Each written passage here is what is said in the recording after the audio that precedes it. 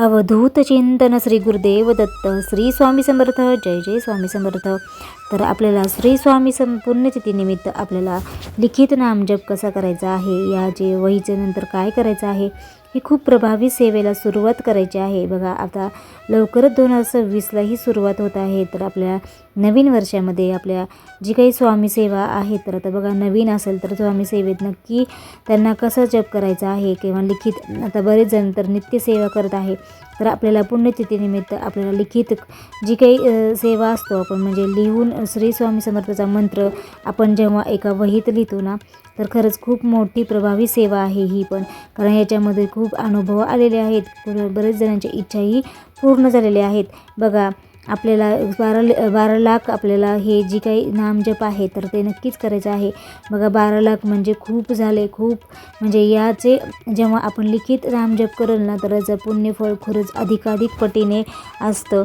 तर बघा आपल्याला याची सेवा कशी करायची आहे, म्हणजे ह्याचा नामजप कसा करायचा आहे, तर आजच्या व्हिडिओमध्ये पाहणार आहोत. व्हिडिओ स्किप न करता पूर्ण बघा. मी अनुराधा तुमचं नवीन व्हिडिओमध्ये खूप खूप स्वागत करते.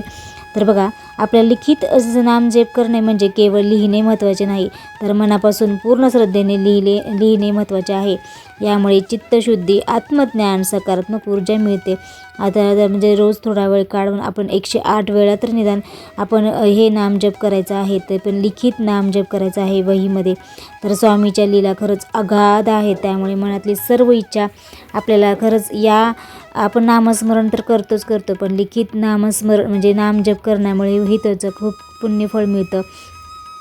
तर स्वामी समर्थ महाराजांच्या पुण्यतिथीनिमित्त आपल्याला 12 लाख, तर 12 लाख शक्य नसेल तर तुम्ही 11,000 किंवा 51,000 किंवा 1 लाख तरी तुम्ही निदान आपल्याला या सेवा नक्कीच करायच्या आहेत.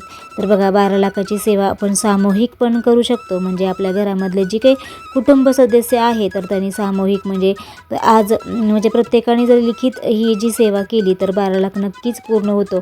बघा एकत्र कुटुंबजने जर केलं म्हणजे 12 लाखापर्यंत पुण्यतिथीनिमित्त, तर खरंच खूप छान आहे. तर याची सेवा सामूहिक घडली तर अधिकाधिक खरंच खूप चांगलं असतं. तर बघा याचं नामजप कसं करावा, तर बघा एखादे वहीमध्ये, आता बघा वही आपल्याला एक आपल्या स्वामीच्या मठामध्ये मिळते, जे की आपल्याला लिखित नामस्मरण नामजप करण्यासाठी या वहीमध्ये लिहिण्यासाठी, तर ते एक वही मिळते. तर तुमच्याकडे तसे नसेल तर आपली साधी वही जरी घेतली तर घरामध्ये पण स्वच्छ चांगली वही असावी आणि नवीन असावी. नवीन वहीमध्ये आपल्याला तिथे हळदी कुंकू अक्षदा वाहून फूल अर्पण करून आपल्याला संकल्प करायचा आहे की मी एवढी नामजप करणार आहे. तर छान अशी आपल्याला पहिल्यांदा स्वामीसमोर बसून आपल्याला जी काही संकल्प आहे, तर मग तुम्ही 12 लाख करणार आहेत किंवा 11,000, 51,000, 1 लाख जे काही तुम्ही लांब लिखित नामजप करणार आहेत श्री स्वामी समर्थ महाराजांचा, तर ते संकल्प करून आपण त्याची सुरुवात करायची आहे.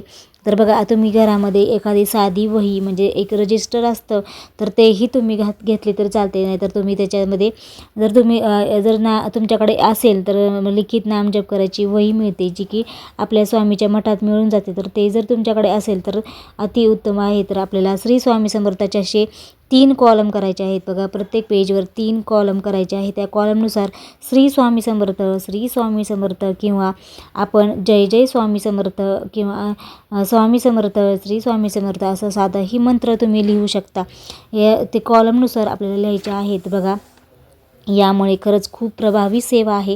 आता जे की आपण नवीन वर्षामध्ये तर तुम्ही नवीन स्वामी सेवेकरी असाल तर नक्कीच तुम्ही ह्याचा लाभ नक्कीच घ्यावा. कारण बरेच जण स्वामीची नित्यसेवा करतात, त्यांना अधिकाधिक फळ मिळालेले आहेत. तर बघा लिखित नामजप करायचा, तर त्याचे पहिले नियम काय आहे, तर बघा आंघोळ करून स्वच्छ कपडे घालूनच आपल्याला ते लिखित नामजप करायला बसायचं आहे. तर त्याचं बघा याची काही म्हणजे नियम नाही आहेत. बघा फक्त नियम म्हटलं तर फक्त आपण जर तुम्ही सकाळी करणार असाल तर स्वच्छ आंघोळ करून नाम लिखित करावे सूर्योदयापूर्वी, किंवा तुम्हाला सकाळी वेळ भेटला तर अधिकच चांगलं. तर नाही तर तुम्ही संध्याकाळी हातपाय तोंड धुवून तुम्ही लिखित नामजप करायचा आहे. लिखित नामजप करताना तुम्ही कुठेही करू शकता. फक्त तिथे शांत ठिकाण असावे, जिथे की गोंधळ नसावे. फक्त शांत मनाने आपण एकचित्त बसून आपल्याला करायचं आहे. त्यानंतर आपण बघा हे जेव्हा लिखित नामस्मरण करत आहोत तर त्या दिवशी आपल्याला मांसाहार करायचा नाही आहे, कुणाशी वादावेद करायचा नाही आहे. एकदम शांत एकचित्ताने आपल्याला नामलिखित जी काही आहे श्री स्वामी समर्थाचा जे आपलं नामजप आहे तर ते वहीत लिहायचं आहे. जेव्हा तुम्ही वहीत लिहिता तर तुम्ही लाल रंगाच्या पेन किंवा तुम्ही निळ्या कलरचा पेनही वापरू शकता. साधा वहीमध्ये एकदम साधी वही असते तर त्या वहीमध्ये तुम्ही ती कॉलम करून तर आधीच त्या वहीचं पूजा करा आणि त्यानंतर सुरुवात करा. बघा खरंच खूप छान आहे. तर 108 वेळेस तुम्ही जेव्हा श्री स्वामी समर्थ लिहिता तर ते 108 वेळेसच लिहून उठायचं आहे. तर या संकल्पनेनुसार तुम्ही या सेवा नक्की करा. आणि जेव्हा बघा नाम लिखित करण्यासाठी रोज आपली एक निश्चित वेळ तुम्ही करा, किंवा सकाळी करा किंवा संध्याकाळी किंवा दुपारी, पण एक निश्चित वेळ करा श्री स्वामी समर्थ लिहायला. बघा 108 वेळेस लिहिताना तुम्ही पूर्ण श्रद्धा एकाग्रता ठेवा. बघा जेव्हा श्वासोच्छ्वासावर लक्ष केंद्रित करून आपल्याला नामजप करायचा आहे.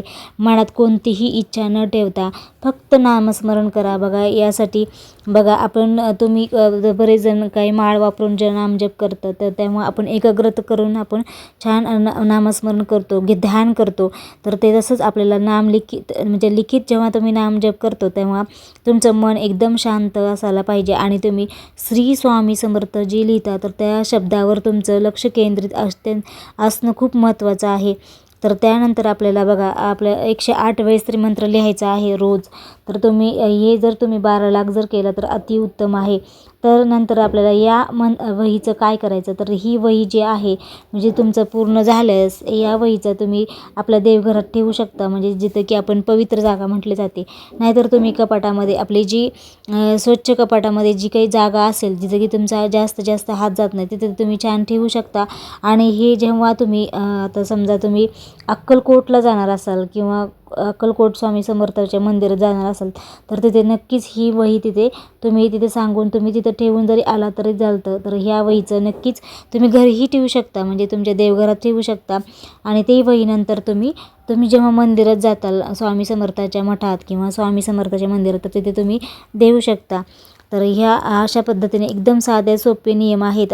फक्त मांसाहार करून बसू नका आणि स्वच्छ वस्त्र घालून बसा, म्हणजे बसताना फक्त कुठेही बसू नका, फक्त खाली कुठे शांत जिथे तुम्हाला शांत जागा भेटेल तिथेच तुम्ही नामजप करू शकता. किंवा तुम्ही सकाळी देवपूजा झाल्यावर किंवा संध्याकाळी दिवे लागल्यावरही तुम्ही हे जप केल्याने अत्यंत उत्तम असतं. त्याच्यामुळे तुम्ही सकाळी जेव्हा काही घरी तुम्हाला जर वेळ असेल देवपूजा झाल्यानंतर थोडा वेळ तर तुम्ही तेव्हाही तुम्ही नामलिखित जप करू शकता. किंवा दिवे लागलं जेव्हा संध्याकाळी आपली दिवे लागायची वेळ असते तर त्यावेळेसही तुम्ही करू शकता, कारण ही उत्तम वेळ म्हटली जाते.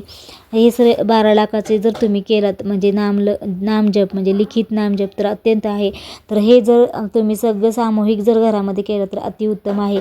जर शक्य नसेल तर तुम्ही 11,000 51,000 किंवा 1 लाख या पद्धतीने तुम्ही संकल्पयुक्त ही नामजप केला तरी खूप प्रभावी सेवा आहे. यामुळे खरंच खूप जास्त अनुभव आलेले आहेत. तुमच्या सर्व इच्छा पूर्ण होणारच हे स्वामीचरणी प्रार्थना करते आणि आजचा व्हिडिओ थांबवते. जर तुम्हाला याबद्दलची म्हणजे काही माहिती असेल तर असेल तर आणखीन माझ्या कमेंटमध्ये सांगू शकता. आणि तुम्हाला कोणते अनुभव आलेले आहेत नामजप करताना तर तेही तुम्ही कमेंट बॉक्समध्ये लिहू शकता. आणि कमेंटमध्ये श्री स्वामी समर्थ ही लिहायला विसरू नका. तर अशाच छानशा व्हिडिओमध्ये पुन्हा भेटूया. तोपर्यंत सगळ्यांना श्री स्वामी समर्थ.